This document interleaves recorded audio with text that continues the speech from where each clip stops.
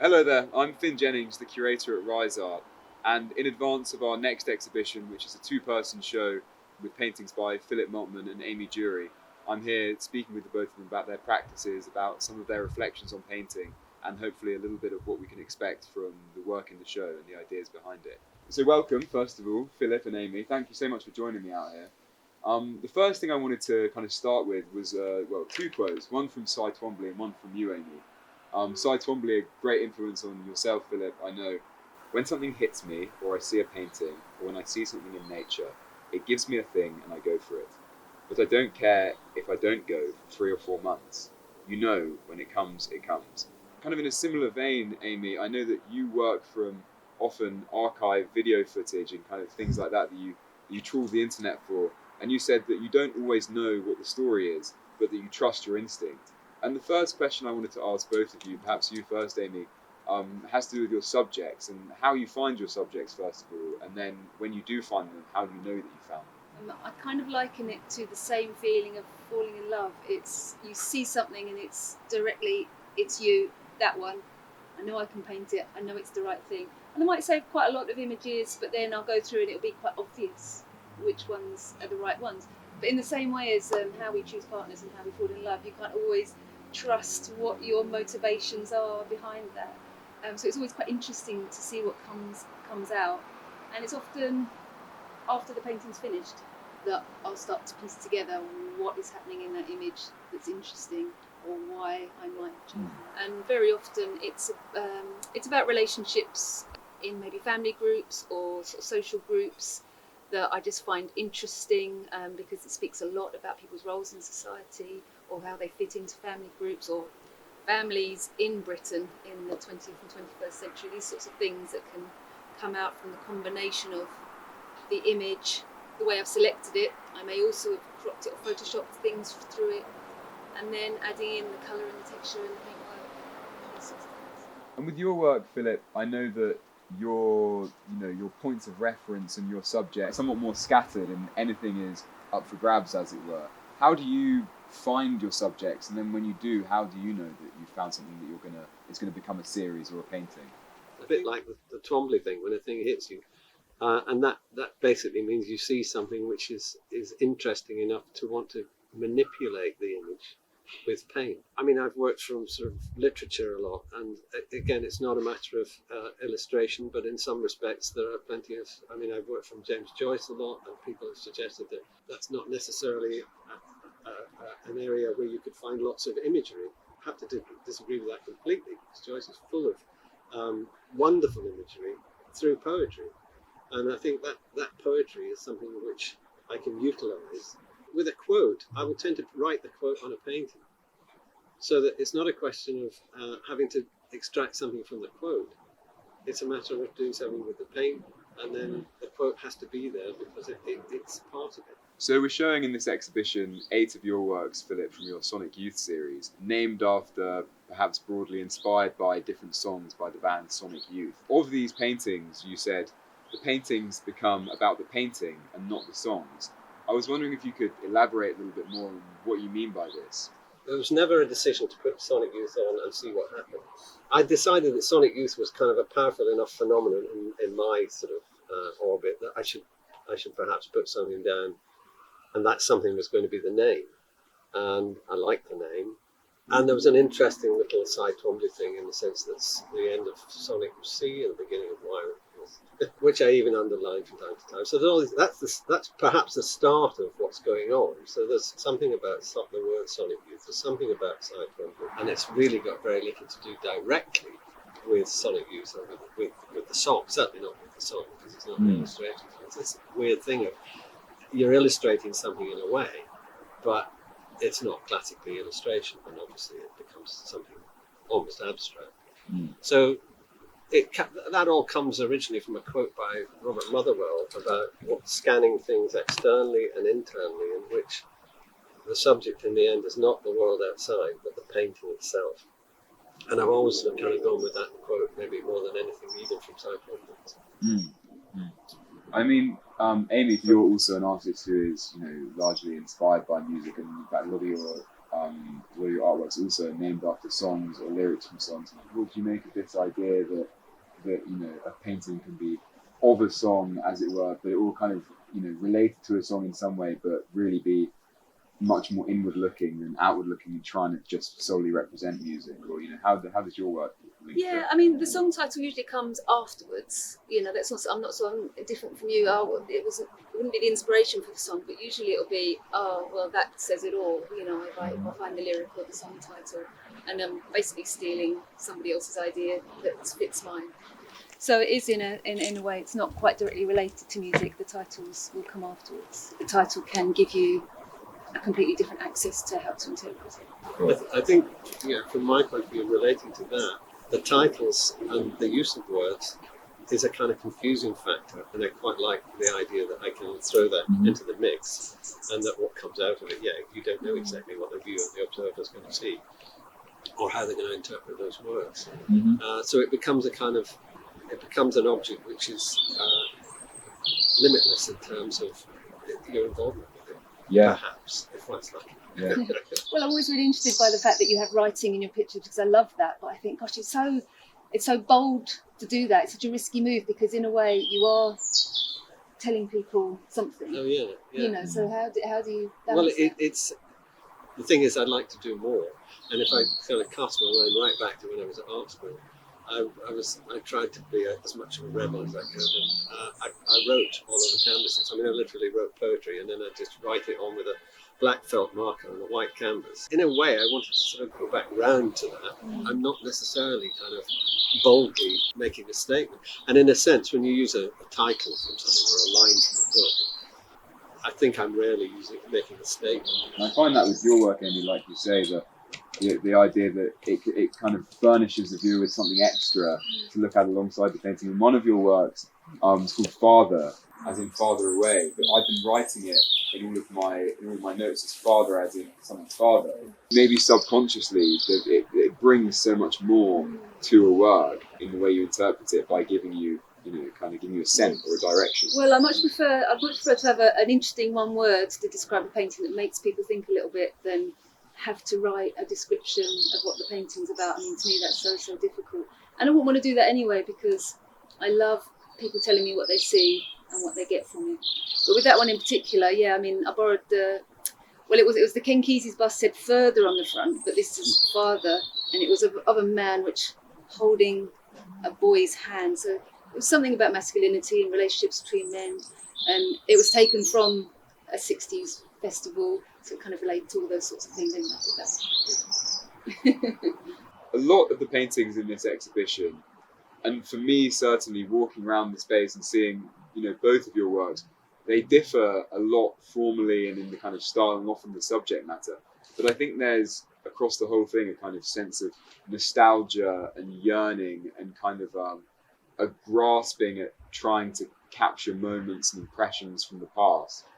Amy, I know your work, a lot of it comes from archived home video footage and this idea of turning that into a 3D physical object that will endure and end up in someone's home or in a museum or an art collection, making material these fleeting moments from the past that might otherwise be forgotten about. I think definitely there is a nostalgia element, although I'm very suspicious of nostalgia, as we should be. And I think that hopefully comes across in some of my paintings, which usually people take home movies when there's something wonderful happening, something nice happening, there's a celebration, they're on holiday, it's something lovely. So on the surface, it's a wonderful nostalgic feeling looking at these things, and you feel very warm and fuzzy. But I suppose a lot of the times when I'm selecting these screenshots, which is, in my mind, hopefully the best I can do without having been there and taken the photo myself. At least I'm selecting a frame that nobody else has selected. The other side of nostalgia is you don't know the whole story about these people. And from the choices I make from the stills that I find, I think hopefully tell a story that's sometimes a little bit darker, sometimes a little bit just more interesting in terms of the relationships between people and the roles that they're playing in their scenario, whatever it is, whether they're with a family group or whether they're with a scout group or whether they're in a beauty parade or something like that. Lovely occasions, but if you look at them out of context, and you combine that with colour and texture and energy in paint, can tell a different story. A lot of your works, the source imagery comes from the kind of 60s and 70s, which we think of as a time of optimism, and now you're painting them from present day when things perhaps aren't the way that people expected things, or your characters expected things to turn out. So I suppose that's another element of how, you know, this nostalgia has a bit of a sour twist, or a kind of a harsh edge on it. It's kind of a recent history that I kind of just missed, but also the 70s. You know, I grew up in the 70s, and you know, I have rose tinted glasses about that. But it's true, in the 70s we didn't really know about climate change and these things that are like these heavy worries at the moment. So when you do look back on photographs of those times, and you see people very happy, and you just think, oh yeah, you didn't know. That was nice. Yeah. Philip, I know that nostalgia, or some kind of sense of trying to capture the past, figures into your practice as well. And on show in this exhibition, we have 9 paintings from your Capriccio series, whereby you paint the same kind of detail from an Italian painting, I believe. It's from originally. I was looking to find some sort of classical ruins or paintings of classical ruins, because I'd been looking at Palmyra, and especially after the destruction of a lot of the monuments, and I wanted to sort of find how people had dealt with that in the past. I found a Capriccio with classical ruins by, if I can remember his name, Giovanni Nicola Severandini. And it's quite important in the sense that one painting, which was the Pyramid of Cestius, with the tomb of Achilles being opened within the painting. So it seems like an awful lot going on, sort of classical ruins. But the one thing that impressed me more than anything else was the pyramid. And it was a kind of broken old pyramid. Why that came to me with such power, I don't know. It's one of those things that it really did hit me. The ones in this exhibition are really pared down to being the pyramid, a sort of improvisation on that pyramid over a period of time. So in a sense, I'm not actually releasing anything about the past. It's been released, and it's been released to me as this particular shape. And I like to sort of, for things, you know, like that to sort of come out of any paintings that I might be basing the work on, which I do quite a lot, is to take something out of it and to bring it into the present and to make it something different. And I think that's a bit like your work as well, in the sense that there are things coming from the past and then being made present by changing them and improvising them in terms of colour. So. I mean, I think it's always important to have whatever it is that I know I'm using imagery from the past, but you know, obviously I hope that it's a very contemporary issue that is being talked about. But I really enjoy the way that you work, you know, that gives me ideas as well about possibly being able to have a subject matter. So I have something in painting, but what would happen if I repeated and made a sequence and worked from and responded to things, which that's really interesting idea. Yeah, I remember a painter who taught me, a guy called Brian Fielding, who was a brilliant artist, and taught me at Ravensbourne. And he said, you just do it, and you do it, and you do it, and you do it, and you keep on doing it. And that's stuck with me in the sense that not that it's I have to do a series every time, but there is a desire to certainly do more than one. You know, once a painting is complete, it's got to be tried again. To me, is at the core of my experience of both of your paintings, is this idea that, you know, Philip, with your works in this show, you know, we've got a kind of wildly inaccurate snippet of a world map, and we've got these capriccios, and for you, Amy, the faces that your characters have, they're distorted and the colours aren't the same as they were before, and it seems clear to me that you're not trying to represent objects as they are in the world, or you're not trying to represent the world as it really is.